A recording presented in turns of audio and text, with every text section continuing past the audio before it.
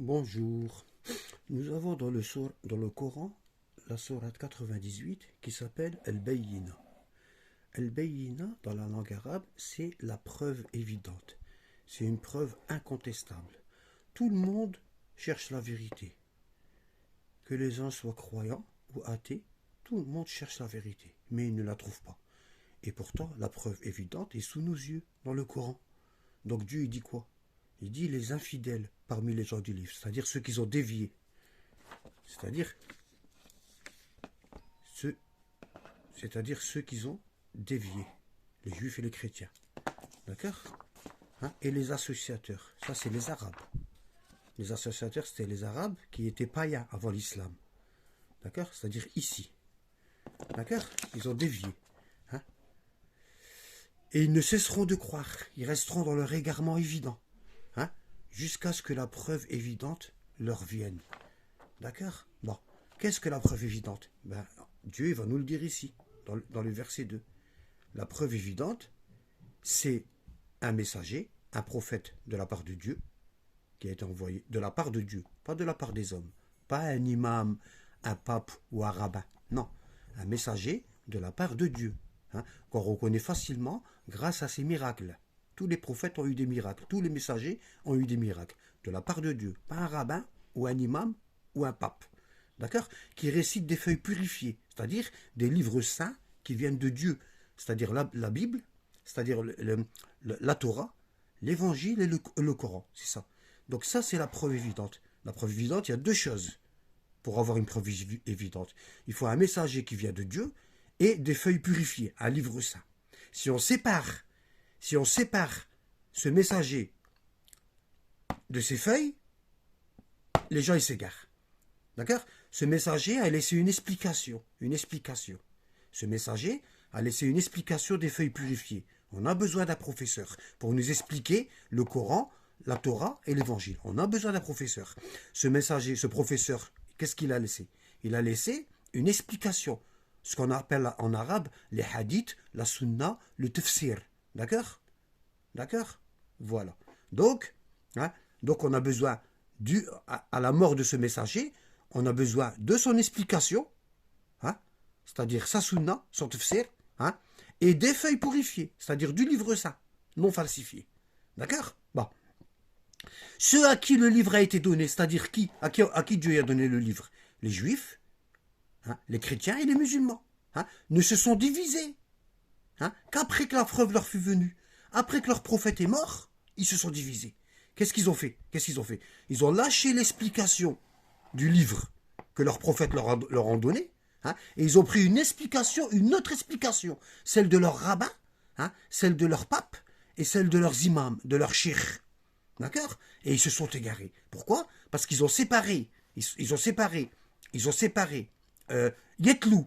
Yetlou en arabe, ça veut dire il leur renseigne. Yetlou. Ça veut dire en arabe, il leur enseigne. D'accord? Yetlou, ici. Yetlou, ça veut dire, il leur enseigne. Il leur explique les feuilles purifiées. Sans l'explication de ce messager, on ne peut pas comprendre les feuilles purifiées, c'est-à-dire la Torah, l'Évangile et le Coran. On a besoin de l'explication du messager. Une fois que ce messager est mort, avant de mourir, qu'est-ce qu'il a désigné? Ce messager a désigné un légataire. Quelqu'un qui doit être garant, qui doit garder cette explication afin que personne ne la détériore. Moïse a laissé Josué, Jésus a laissé Simon-Pierre, et le prophète Mohammed a laissé Ali ibn Abi Talib, les gardiens. Qu'est-ce qu'ils ont fait? Leur peuple après la mort des prophètes? Ils ont combattu les légataires, ils ont combattu Josué, Simon-Pierre et Ali, ils les ont combattus, et ils se sont tournés vers leur rabbin et leur pape. Ils se sont... alors, le prophète y a laissé la preuve évidente. C'est un livre révélé par Dieu, des feuilles purifiées, et un prophète. Ce prophète nous a laissé un commentaire, un tafsir, des hadiths, une sunna, une tradition. Comment comprendre le livre? Parce qu'on ne peut pas le comprendre tout seul. Voilà pourquoi des gens deviennent coranistes.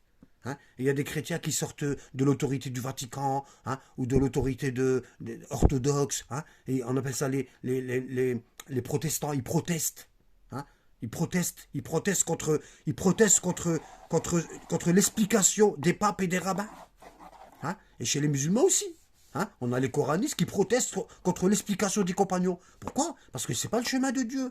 Ça et ça, c'est pas le chemin de Dieu. Le chemin de Dieu, il est là. Hein? Un livre révélé, un prophète. Hein? Ce prophète-là laisse un tafsir, un commentaire des hadiths, une tradition, qu'il laisse à un légataire. Hein? C'est obligé qu'un prophète, il laisse un légataire derrière lui. Il s'en va pas comme ça, puis il dit bye bye, démerdez-vous ensemble. Non. Hein? Il laisse un légataire. Hein? Ce légataire essaye de nous garder toujours dans une guidée rectiligne. Et ça, c'est la religion de la droiture. Comme il dit Dieu. D'accord? Voilà, ici. Et voilà la religion de la droiture. Hein? Alors ils se sont divisés quoi? Hein? Chaque peuple, chaque groupe était fier de ce qu'il a. Fier de son pape, fier de son rabbin et fier de son cheikh. Hein? Ils exultent. Hein? Hein? Alors que Dieu leur a demandé que de l'adorer. Hein? Hein? Lui voit un culte exclusif. Pourquoi un culte exclusif?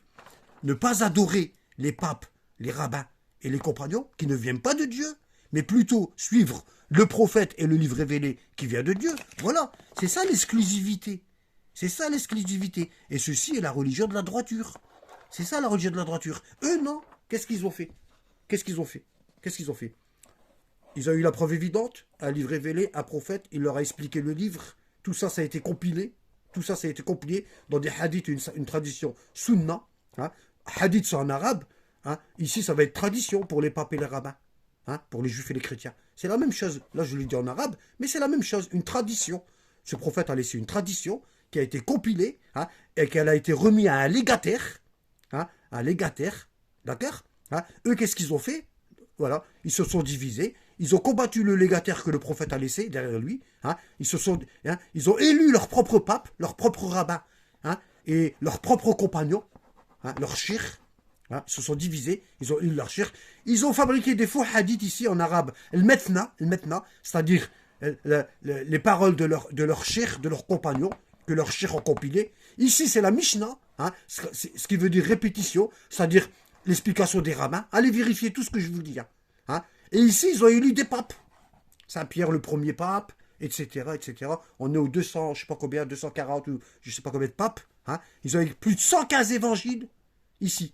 Plus de 115 évangiles. La Mishnah, elle est immense des juifs. Hein. Pour les chrétiens, plus de 115 évangiles. Et pour les musulmans, plus de 300 exégèses du Coran. 300 explications du Coran différentes. D'accord? Les musulmans se sont divisés en 72 sectes qui se combattent. Hein. Les juifs se sont divisés en 70 sectes qui se combattent. Et les chrétiens se sont divisés en 71 sectes qui se combattent. Voilà. Alors que le vrai groupe, la vraie religion, elle est là. Elle est là. D'accord? Si on rajoute ça, cette vraie religion, aux 72 sectes, ça fait 73 groupes. Si on la rajoute aux 70 sectes juives, ça fait 71 groupes. Et si on la rajoute aux 71 sectes chrétiennes, ça fait 72 groupes. Comme le hadith du prophète qui a dit « Ma communauté, que voici, les musulmans, vont se diviser en 73 groupes. Tous iront en enfer, sauf un. » Celui-ci. Hein.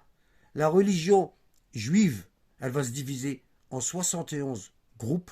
Tous iront en enfer, sauf un, celui-ci, celui qui a suivi le prophète et le livre révélé.